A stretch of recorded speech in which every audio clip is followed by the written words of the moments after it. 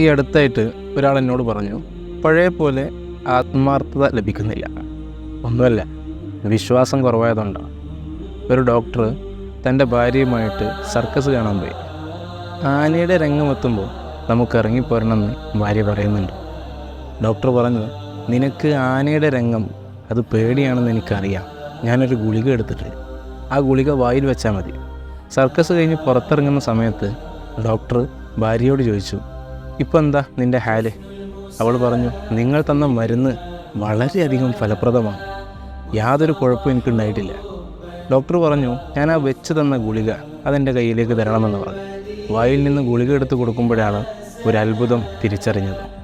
തൻ്റെ ഭർത്താവാകുന്ന ഡോക്ടറുടെ ഷർട്ടിൻ്റെ ബട്ടനാണ് കുടുക്ക്.